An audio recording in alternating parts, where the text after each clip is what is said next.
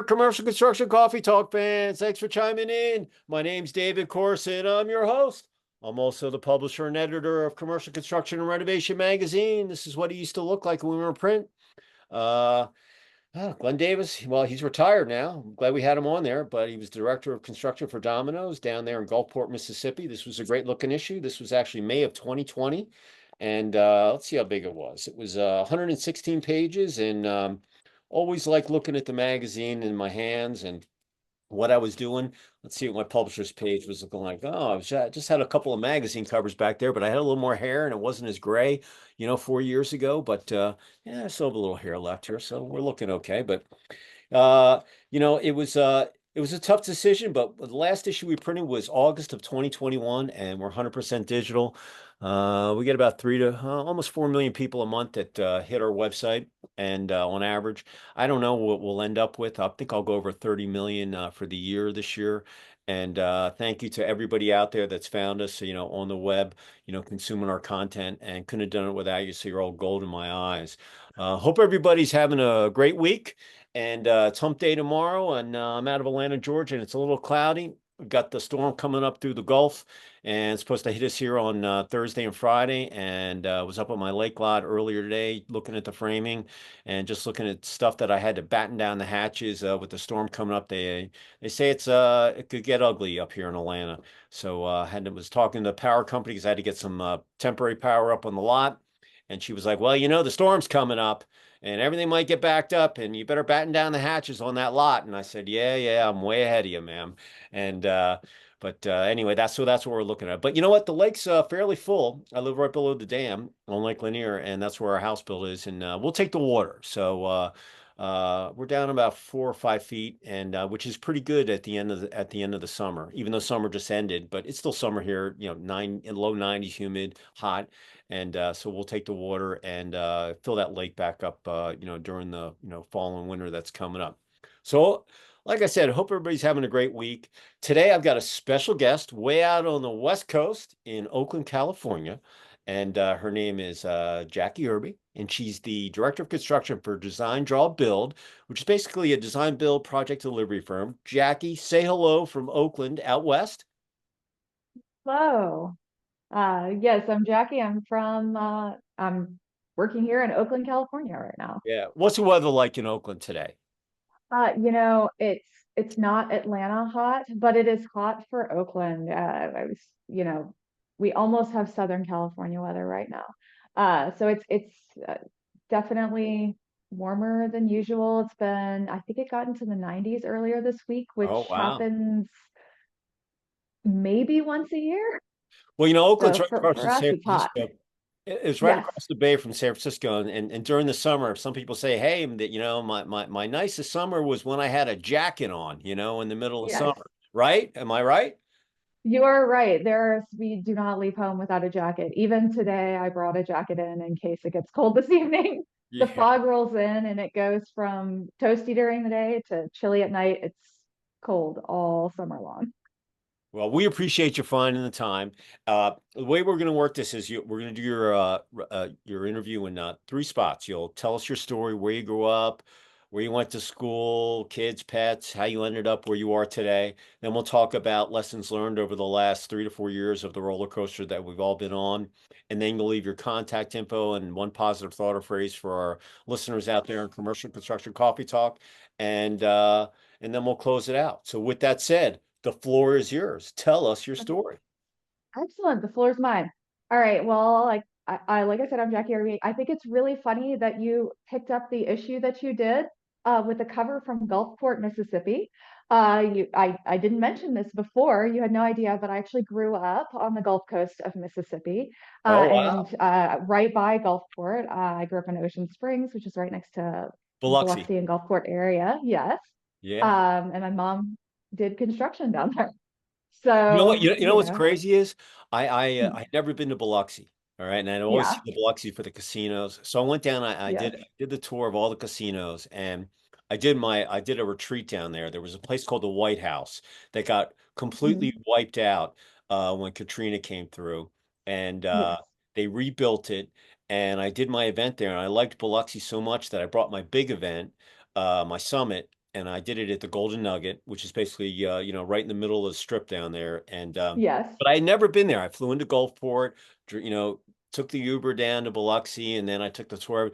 And let me tell you, if you've never been to Biloxi or Gulfport, it is so cool down there. Mississippi is awesome. The Gulf, it's like a lake, and it's just a really cool place if you've never been there. Shrimp, fresh seafood, people are super, super nice. Southern hospitality at the best. And yeah, yeah, Glenn was from Gulfport and headquartered down there. So actually, they were the biggest Domino's franchise. I think they had 187 stores. And Oh, but wow. anyway, we had I knew he was going to retire, and I said, "Hey, man, we got to get you on the cover here before retirement comes. So let's get you on there." He goes, "Yeah, send me the questions." So anyway, Gulfport. I don't think I know one other person, him, Glenn. So now I know two. Now you know too. Now you know too. I just thought it was really funny when you picked that up. I was like, no way. Yeah, Did he small know? world. Small world. Small world. Well, I have not been on the Gulf Coast of Mississippi in a long time. So just a little bit of background. I did not get into construction in a traditional manner. Um, I like I said, I grew up on the Gulf Coast of Mississippi. My mom worked there. She actually worked in construction. So naturally I said, well, I'm definitely not doing that. I'm not gonna I'm gonna do something different than my parents. Which here I am now. Hmm. Uh, and after I finished high school, I actually came out to California. I went to the University of California, Berkeley for college, and that is how I landed out here.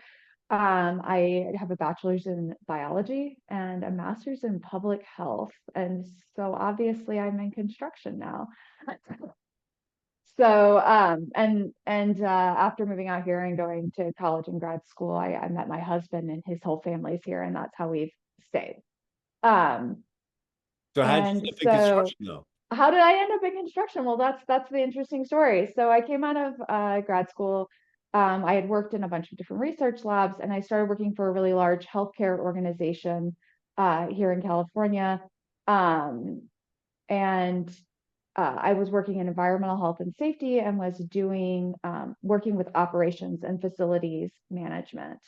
And then the hospital that I was working for was in the process, as I started working there and was working in facilities and operations, I was doing plan review for construction that was happening inside the hospital to make sure it wasn't impacting patients and patient safety. And I just became very familiar with construction in that way. In California, there are very strict hospital construction requirements. And so, I was dealing with different regulatory agencies and regulators. And then our hospital was getting old and wasn't seismically safe anymore. And so we went and built a new hospital.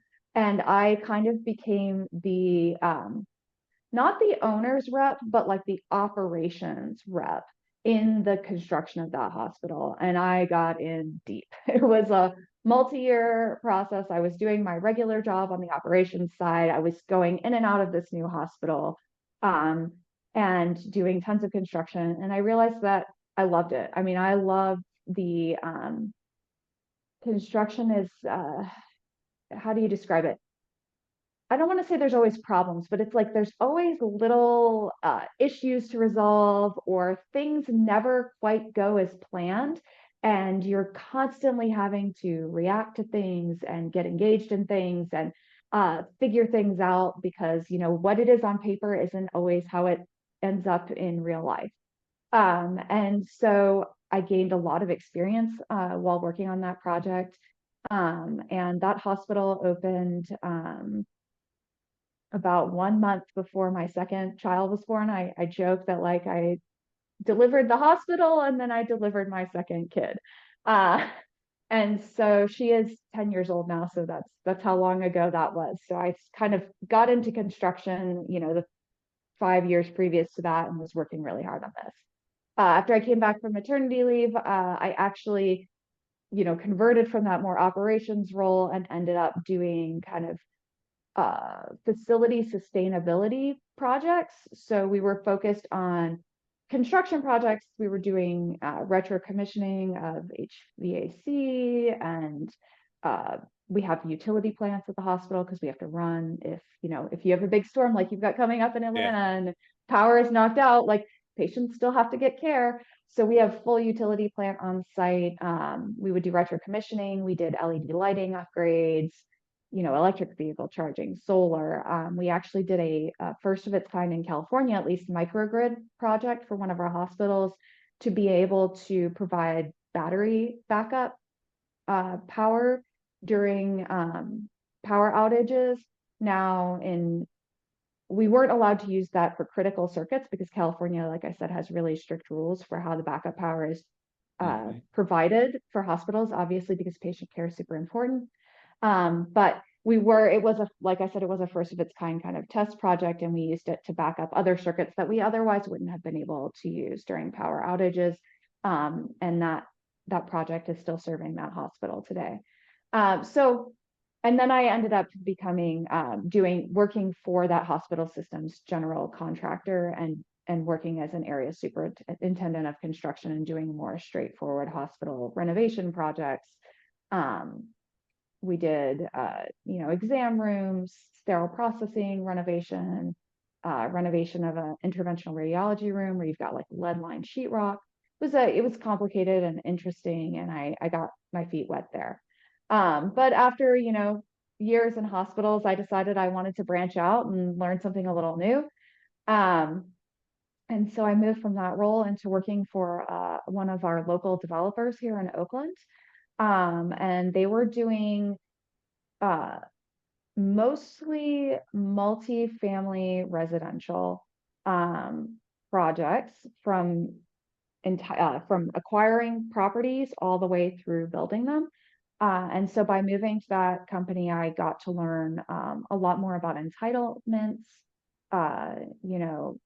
planning review and that kind of thing, and working from the beginning of the project all the way to project delivery and sales and or rent up with different types of tenants or new owners of the project. We also did here in California, there's a lot of regulations. We have a housing No, you're crisis. I kidding feel me. like, yeah, we have a housing crisis. It's, a small one. Yeah, just We're a the small one. leader, Yeah. just a small one.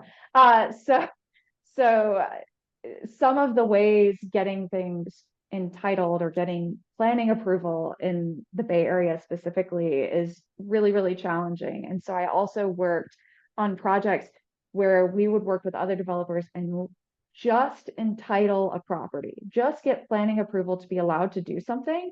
And then the developers would sell that. Like there's a market in selling things with planning approval because it can be so hard to get planning approval.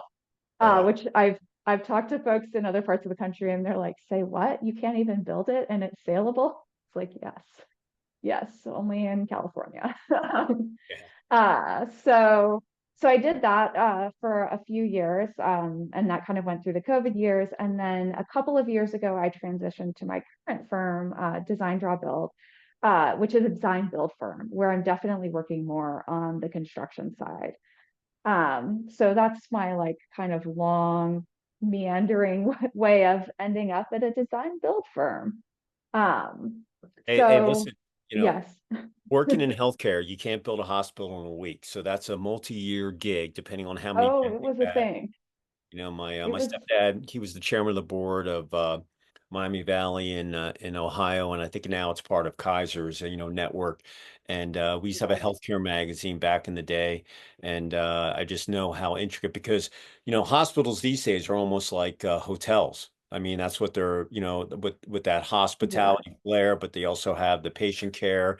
You've got infection control and all that other stuff Mhm. that you have to think about. It's not like building a retail store or a 5-minute oil change or what have, but it's still sheetrock, flooring, lighting, security, paint. I can go down the list. It's just Oh, yeah. a little different type of build, but dealing with the regulations is just depending on what state you're in, can totally, like here, we were just talking before we got on my lake lot. My wife's, she's residential. She does a lot of, basements, bathrooms, kitchen remodels, but we had never done a ground up. And so we bought this land in 2020. And then the HOA came down on us at the end of last year and said, look, there was 52 homes. It's on a lake lot. And they said, look, you got to build. We want to get the streets done. You're one of three homes. Everybody else is broken ground. You need to do the same. So we already had our architecture plans. My wife was on the architectural board of our trophy house that we had. I think this is my fifth house in Atlanta. I forget. Anyway, she knew the architect. The plans were approved, and so I went through the permitting process. I don't care if you're 150% correct on your permitting, on your plans, whatever they say 2 weeks for your septic and then 20 days you can get your permits. It took 4.5 months for me to get my permits. First they changed, they took a month and then they sent me an email. Oh, your driveway is on the main drag, so you have to change your address. Then this and that had to get changed. Then they didn't like where the septic was, and I had to get that changed. And then after we got it done, we cleared the land, and then you said the most important thing. You can look at drawings and CAD drawings and blueprints all day, but until you actually see stuff in real life. So my wife designed the house on the lot in the building envelope, with the lines. And anyway, we cleared the lot and we were going to put a basement in. My mom's 85. And I said, look, if you want to live with us, still got 10, 15 years left. You got good genes. Everybody lived, till about 100, my grandmother and her mother. And I said, you're still in good health. And not that you need me, but if you do, we'll build a casita. So when we cleared the land, the grader was out there. He's like, "Hey, yeah, the inspector came out. He was going all over the inspections. There were 9 inspections I had to go through, and he left. He goes, "Hey, you should watch what I'm doing. I'm going to spray where everything is." So I go, "Hey, what's that?" He goes, "Oh, that's the corner of your basement." I go, "Aren't you going to dig anymore?" He goes, "No, David. I told you had to bring dirt up. We have to lift the house up. But now that I have the land cleared." It's not really conducive to your basement. So you're going to have to bring in about 350 loads of dirt at $250 a shot. And I said, Yep. told my wife, I said, Houston, we have a problem. You need to get up here. And so then we decided to nuke the basement because just looking, it was 2,200 square feet we were putting down there with a kitchen and everything else. So like it was its own little house. I said, look, this was supposed to be an empty nester house. And I'm not paying for all that concrete and all that stuff. We can go do another project and do that. And so we had to revise that. The county said, oh, it's only going to take a couple of weeks to get everything done. That took a month. Then we had the storm come in. Then it rained. Couldn't get any backfill dirt. And then we've had some dry weather. So we've been made up a lot of team. But I decided to put a residential column in my issue, which is coming up in this next issue. And I'm gonna highlight a ground up in different states this month. The first one's going to be in Atlanta. And anyway, dealing with the municipality is just it was mind blowing. So I'm going to talk about permitting and collaboration. And the health department doesn't talk to the planning department. They don't talk to the water department or the inspectors, even though they've all been there 20, 30 years. They don't know they don't know what everybody's doing. And I talked to the chief building official and said, "Hey, Brandon, I'm putting this column in. I'd like to interview you." And he told me, he's like, "You're not going to pound me." I'm like, "No, I'm just going to give you what I learned." And I learned that you guys don't talk very well together, and you guys can make the permitting process so much easier. And since I went through it all and learned everything, and my family's in construction, by the way. I've been there. Yeah. They've been in demolition recycling since 1888. It's like fifth generation. I worked in the scrapyard when I was 16. We're out of Philadelphia. All the grandsons had to work. You got your license. You had to go work for my Uncle Frank, the superintendent in there. So I had the acetylene torch. I knocked off asbestos off pipes. I laid railroad tracks. I did everything. And but right now, I'm still a builder. I just build a magazine. I used to do it with paper and ink, but now I do it digitally. But I took everything that I kind of learned there. And so I'm a builder, and now I'm a contractor building, my residential gig. But it's amazing how intricate things can be, and it really goes by state, And I know California's got regulations out the wazoo, so it's got to be, Yes. you got to be very patient, very calm, and to build out there. And I know some of my buds that are contractors, they tell me stories, and your story is, right up that same alley. But So I'm putting this in here. So every month I'm going to talk what I learned. And like today, I had to put some temporary power up there. I was like, okay, well, how do I do that? Oh, I called the county, you got to call the power company, you got to get the little tripod, the electrician's got to put it in, and so I learn something new every day. And Yeah.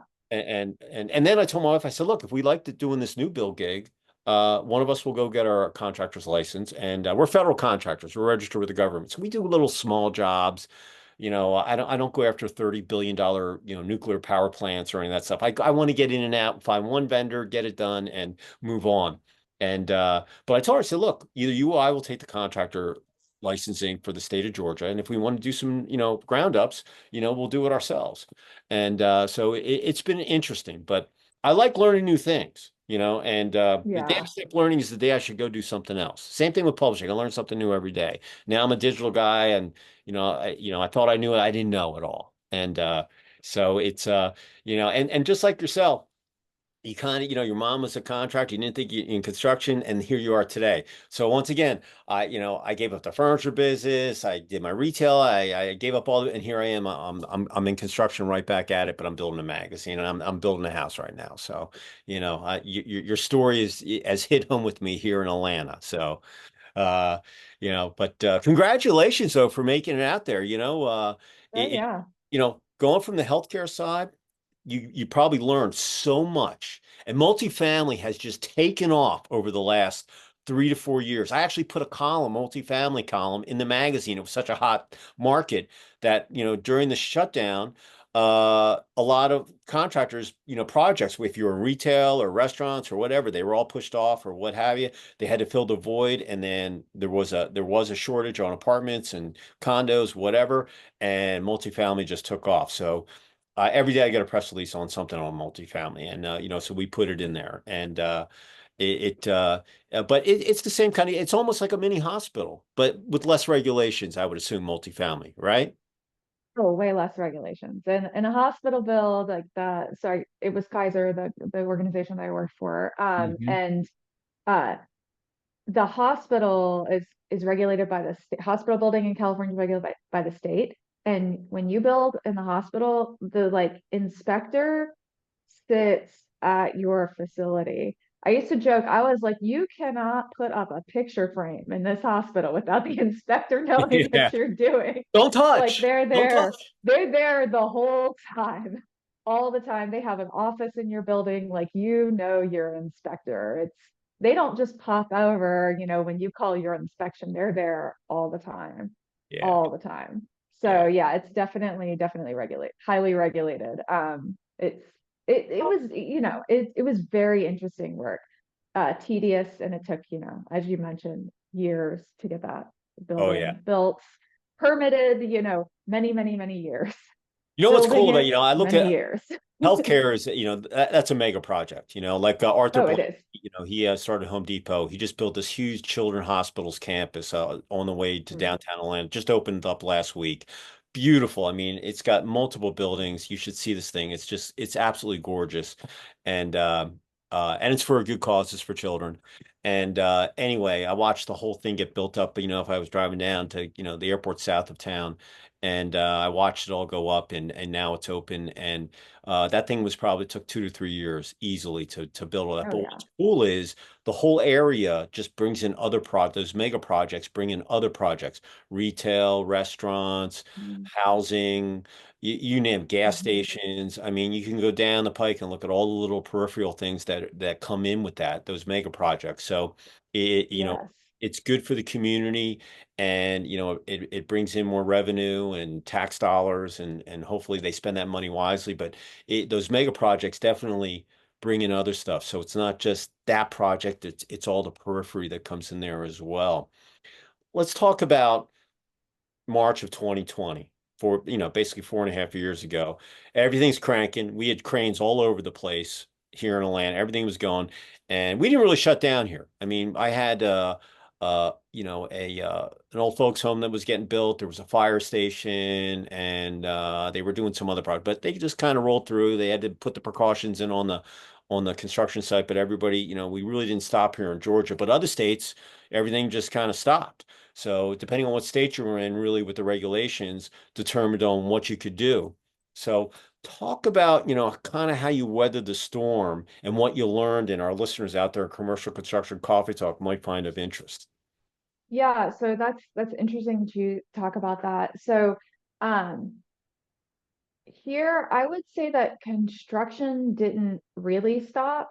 The projects that I was working on continued. We were one project, we were like right in the middle of underpinning the foundation of a historic building. And so like we had, giant trenches dug underneath, and it was in San Francisco. There's zero lot line. We're like, you're underneath the neighbor's property and your property. You couldn't just, if we just left it there and there was an earthquake, that would have been it. There's like that building would have just gone. So we On. had to continue working there. Um, and then, but in California, or at least in the Bay Area, a lot of the cities um, they said you could only do critical projects, Essential. essential projects or critical projects, and so you kind of had to prove your project was essential. But one of the things that was essential was housing, because there's such a housing crisis in California. So like aside from that historic building, that was office, but because it was, a historic building, we were allowed to continue work there. Um, Most of the work we were doing was residential, and so we were allowed to continue working. So we did continue working in that area. And it was really interesting because it kind of felt like, you would go, the Bay Area is known for its traffic. I would drive out to a job site and it was like a ghost town. You realize, oh, this is what it's like to get from point A to point B in 15 minutes instead of an hour. Yeah. But yeah, I mean, people were focused on safety. People were trying to continue getting work done and getting housing built in California so that things would continue there. So certainly that was like the very beginnings, I suppose, of that time. And then I think one of the things that I saw working in this industry is that, I mean, the construction industry is always very adaptable. I feel like it's adapting to what's going on in the environment around it all of the time. So it was just another one of those times when you saw, the industry adapting to this thing that was happening in the world and just continuing to move through it. And then since that time, I would actually say, in some ways, 2020, everybody was adapting, everybody was doing things slightly different, everybody was trying to keep things moving along. But it was actually the next few years that have been almost more interesting to watch, because we were booming, booming, booming, then went into 2020 and things sort of slowed down, but there was still a lot of demand for construction. But then you saw the prices go up and you saw costs spiral and increase, and projects were suddenly like, even if you had a history of being on budget and on time, suddenly you're not on budget or on time anymore because Yeah. everything, has skyrocketed in price, is taking way longer. And watching the construction industry sort of adapt to that, there was a little bit of catching up that had to happen. There was a short period of time where we were pricing projects and we were like, we'll price the labor, but that materials cost for the lumber is, Add we will 30% to not give we it. will not give you a firm price on it, or we're going to say we'll give you this price, but if it adjusts more than 5%, you have to, as the owner, absorb it, because it got a little crazy. And then as that started to level off, what I'm seeing now, or what we're seeing now anyway, is that the financing got expensive. So, finally the construction costs are sort of back to accelerating at a normal pace, or at least leveling off. And we're doing a better job of being, on budget and on schedule again, which is the thing that we, want to do in construction. That is like, we pride ourselves on being able to deliver what we say we're going to deliver at the price point and on time. So we're back into that.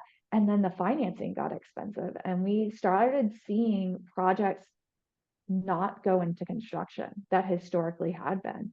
And I would say in the past year or two, um, I was doing more commercial work before, and multifamily, which is, it's not commercial buildings, but it's more commercial, you're building it to sell We it or you're building consider it to lease commercial. it. We consider, Yeah, yeah, yeah. it's commercial. And lately I would say that we're seeing way less of that as the cost to finance that kind of thing has gone up, and we're seeing more of these private cash funded projects, single family home renovation kind of, or high end, higher net worth single family stuff is what we're seeing happening the most now. And I've definitely seen a downtick or just less of these other projects starting up, the kind of bread and butter of construction. So that's what we're looking to right now, or at least what I'm seeing right now in the industry. Whether that's going to be a sustained change or not, who knows? But I don't know. Are you guys seeing that as well in Atlanta, or what Yeah, would you say, or I'll tell you, nationwide? the first thing that I did in March of 2020, when everything went kaput, I told my son, I Hmm. said, look, I was working out of the house anyway, so I was Hmm. already, I had a digital magazine. I was lucky. I kind of looked at it as my stepson or child and ignored it. Luckily, I had it. I had thousands of pages of content, and I'm glad I put it together way back when. I was lucky. You never think Hmm. about stuff. Who knew that was even going to come, happen? No one knew. No However, one knew. people that could turn on a dime and reinvent themselves, use technology like we're doing now, and Hmm. keep things rolling. You would be amazed at how many people I talked to over the last couple of years that they had the best years of their company. They probably Hmm. could have had better ones if they could find superintendents or project managers to oversee their Yes. projects. And then, like you said, the first thing I did was I redid my deck, and I went out and got lumber before, I think I bought that lumber at the end of March. But if I would have waited a month or two more later, it would have been like 50% more. And Yes. and then we put our house out and we did our basement, and those little gang boxes for electrical boxes, little plastic boxes that you put your outlets Mhm. in. They were like 75 cents. They were like $1.50, double the price. You know, 14 2 gauge or whatever I needed. Those rolls were, $75. They were 150. And it was just amazing how quickly that stuff went up. And but like I said, I did the deck, and my son and I we pounded it out. And my son was fine. We were doing the deck. He says, Dad, how come you're not a contractor? I'm like, bro, I come from a construction family. I still have my erector set that I grew up with. He goes, you and mom are federal, but you hire people to do everything. You should be a builder. I'm like, mom's doing her thing. I just do the books, and but that was the first thing that I did. We had our house on the market. We took it off. We put the basement in, and then we just sold our house in October of 2021. We just hit the right time and got out of that. We were there 17 years, and Wow. the roof was still in good shape. We had three HU, it was like 7,300 square feet. I mean, I didn't even go down the other ends of that. It was like I don't even know why needed all that space. Hmm. And all of our friends, all the kids, everybody that graduated, they all downsized. And we were like the last ones left. I Hmm. go, babe, we've been here. Let's get out of here. So we decluttered.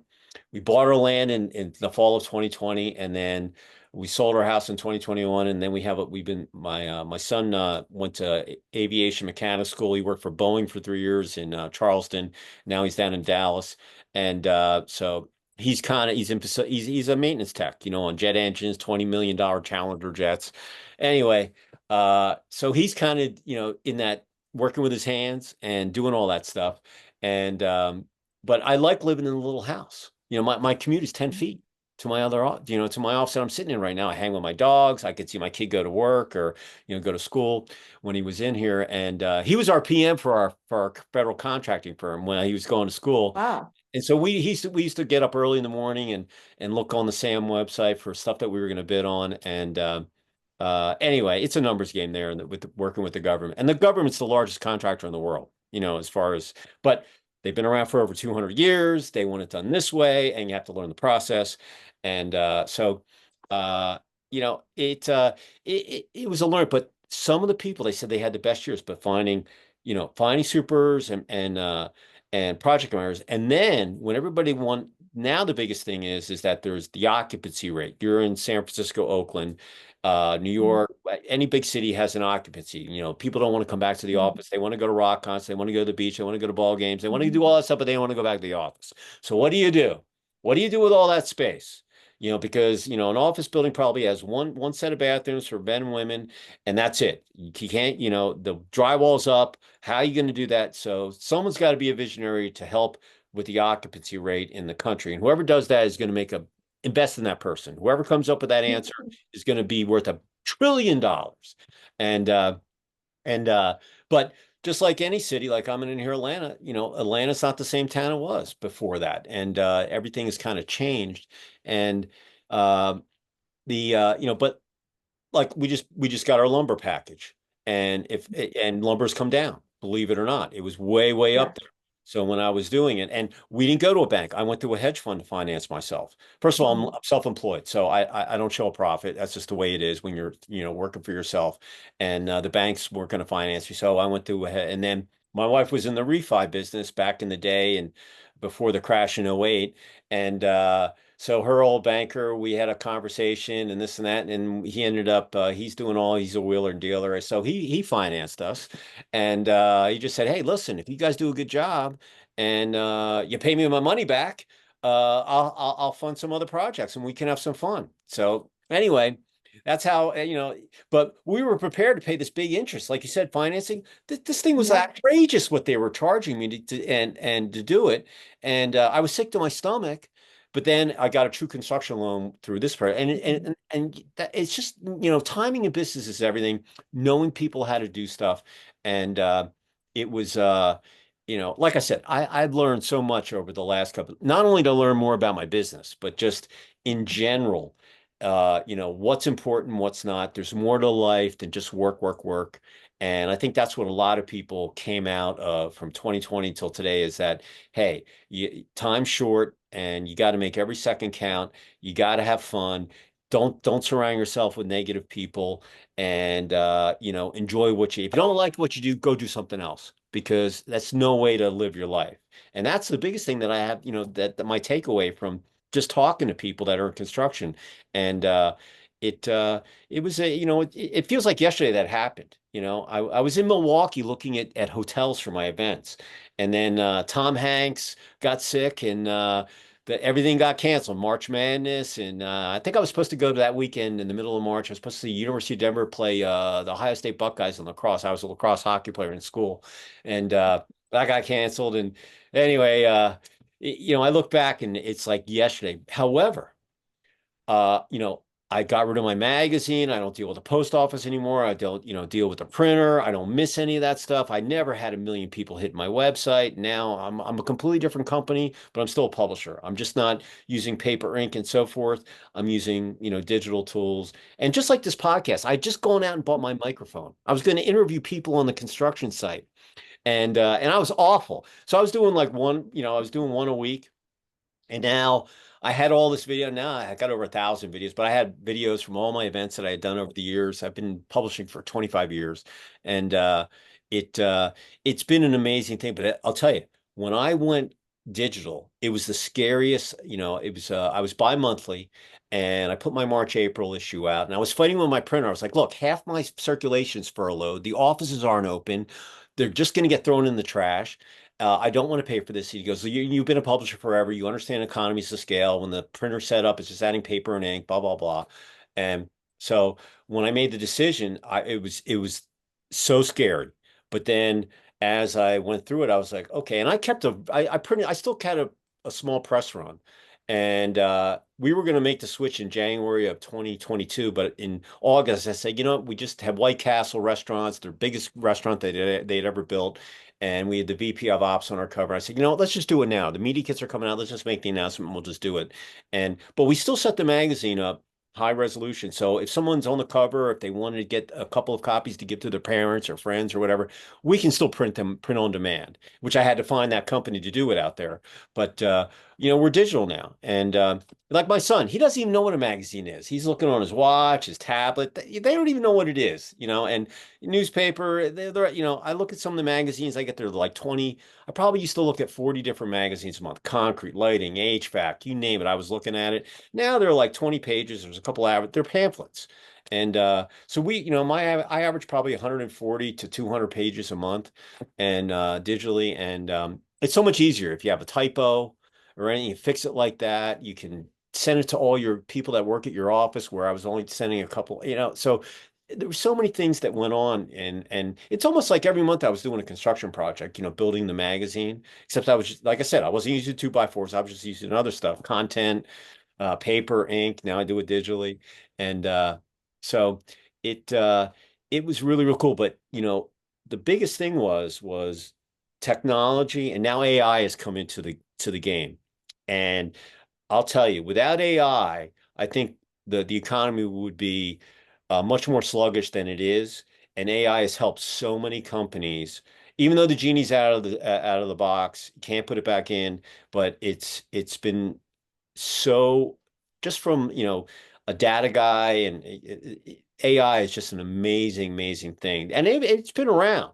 It was around before then. It's just people weren't really aware of it. Now it's changed the game. Just like if you do like a multifamily, four stories or whatever it might be, and all the HVAC ducts, if you had manual guys do it, but you can have a robot do it. You can have AI do it, and implement it so it's perfect on everything, right? And it's so cool. And I use it for topics or headings and that, but I still write my column. It comes from here. But we use it and as a tool. It's a tool. And yeah, I told my wife, she laughs at me. I'm like, hello, how are you doing today? And she's like, what are you doing? I'm talking to my assistant. It's AI, and she's like, what are you doing? You're talking to him. I'm a prompt programmer. I'm prompting. I'm teaching it how I need to do stuff. So it's you're laughing, but I'm right, Yeah. right? No, I do. I do. I just think every time I think about this, I think about my son who's in middle school, and I'm like trying really hard to get him not to do his homework on it. Oh yeah. Well, that's not going to Yeah. happen. They're all on there. They're all Oh, I know. I know. Well, yeah. like, how did your writing get so good recently? You can listen as a publisher. My title is publisher editor. So when I Yeah. get press releases all day, we are content, but Yeah. we get stuff all day long. I can tell when something is AI and something Yeah. is not. You can just, even on LinkedIn, I do a little TGIF on Friday. I always write it. I have AI, and then I'll look at it. I'm like, that's not me. I got to clean this up. You just can't go and Mhm. you can pick it out. And but it's a really cool tool. And down Yeah. the road, I mean, but like I said, without AI right now, the last year it wouldn't have been as smooth as it's been. And Mhm. it'll be amazing. You won't recognize construction down the road, 5, 10 years from now, and what things are going to look like and what reuse projects what they're, like I said, all this occupancy, something's got to be done with that and the shortage of Mhm. housing and all that kind of stuff. So, but what a really, really cool story. So, if you're if you're out there in commercial construction coffee talk and someone wanted to reach out to you, Jackie, and bounce some questions off you, how would someone reach out to you? I'm you can find me on LinkedIn, but also you can get me by email. My email is Jackie, Jackie, at designdrawbuild.com. It's easy way to find me. You can also find me on our website. I'm generally easy to track down if folks want to get in touch with me. And, I try to respond to everyone who reaches out So for if you're sure. out there and you're looking for, a design build firm or Yes. design strategy, look, she's done healthcare, she's done multifamily, she was doing historic projects. This lady has some experience. She comes from a family that was in construction, even though she didn't think she was going to be in construction, but now she is. So, what a great story. And reach out to her. And you never know where those conversations might go and so forth. Listen, if anybody wants to reach me, I'm at davidc at ccr-mag.com. And listen, Jackie's publicist reached out to me and I liked what it was in the story. So this is how she ended up. And look, we post stuff all day long. Very tough to get in the magazine. but we post stuff all day long. So you can send me, charity golf tournaments, a new product release, it's an anniversary for your company, you have a scholarship program for students, we look at everything. And I listen, before March of 2020, we should just put construction stuff up there and facilities and real estate. Now, with, there's more to life than just work. I put other stuff up there. I mean, the majority of it's going to be construction related, but I put stuff on there, how to buy the right insurance, what's the best cell phone, what are the best tires that you should have in your truck, whatever. We put all sorts of stuff on there that, kind of everybody, that work life balance. And but you got to send me something. It's like playing the lottery. If you don't buy a ticket, you can't win. If you don't send me something, I can't find. This is how this person get. This is how you get on here. So you got to send me stuff and let us be the judge. Judge that book by its cover, and and we'll see. And we will find a place. I answer all my own emails or my digital specialists.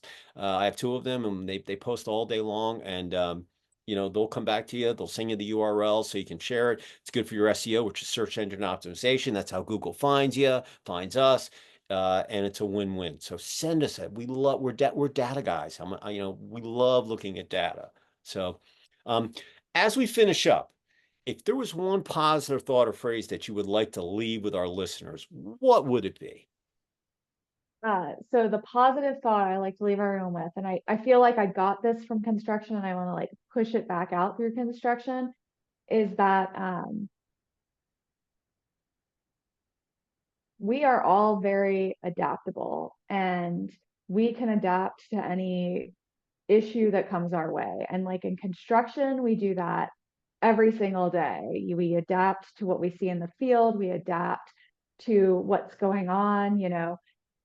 I work with my team here and we can adapt to that. And this can apply everywhere. It's not just in work, it's not just in construction. And I think that that's like a very hopeful message. And it makes you feel like, you know, we can move forward no matter what the world deals us and make things better. So, no matter what ends up happening with the financing or what the economy is doing right now, whether AI gets the next place or whatever, we're going to adapt to it. We're going to be able to utilize it and move forward with it. So that's kind of my positive message. I love adaptability. The Yeah. coach in me, the bottom line is this, you're in high school, you played football, you were a running back, you get into college, the coach says you're going to be a linebacker, but coach, I'm a running back. No, you're a linebacker.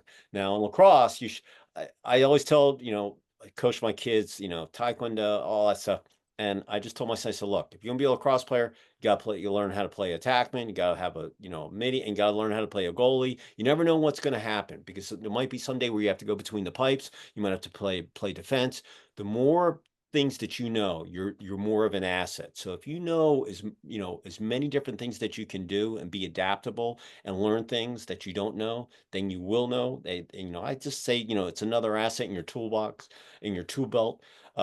You're better off instead of being a specialist, but there's nothing wrong with being a specialist. Like my son, he's a flight tech, but he knows avionics, woodworking, sheet metal, all that stuff. But he can work on anything that's got a jet engine. It could be in a healthcare boiler in a healthcare facility.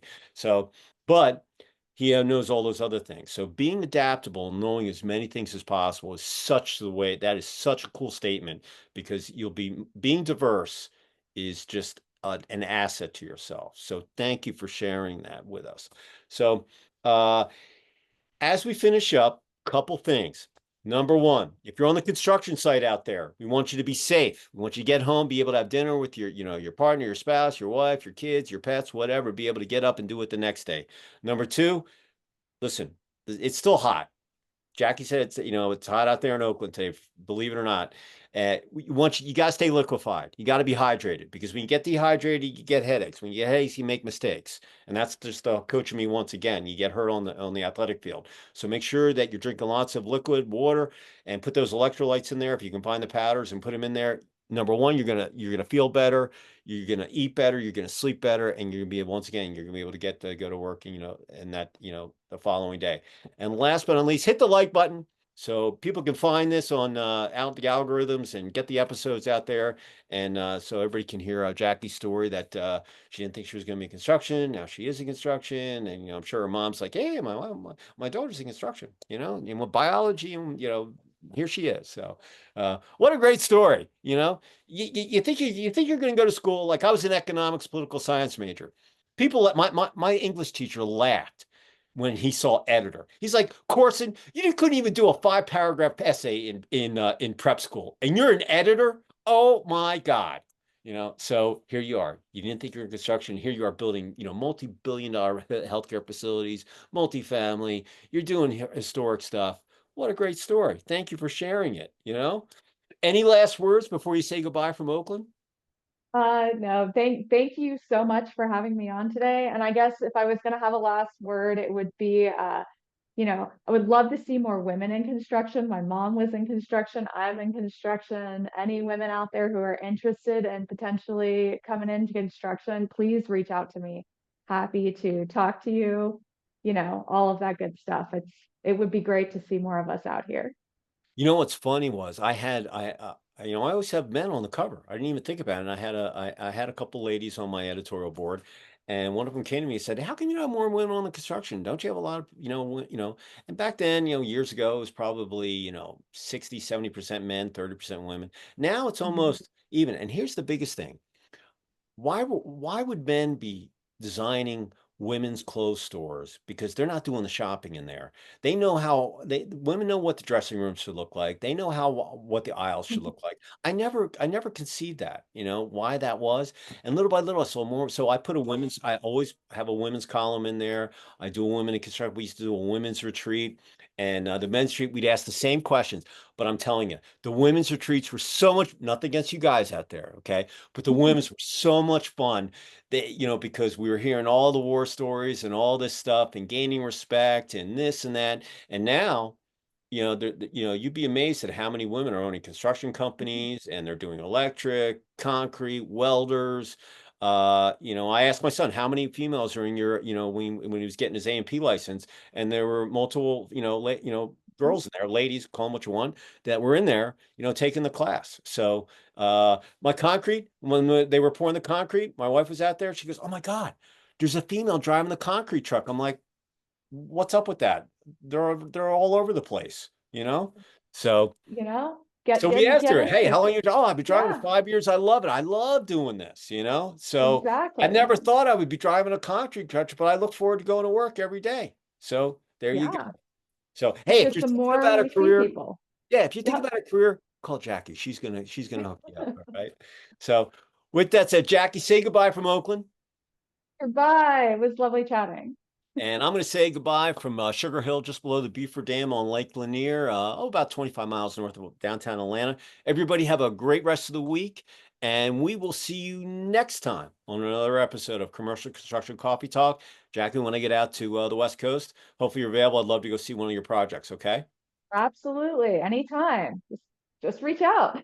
All right. All right, everybody. We'll see you later. Ciao. See ya. Pleasure. Thoroughly enjoyed it, Jackie. Thank you. Thank you.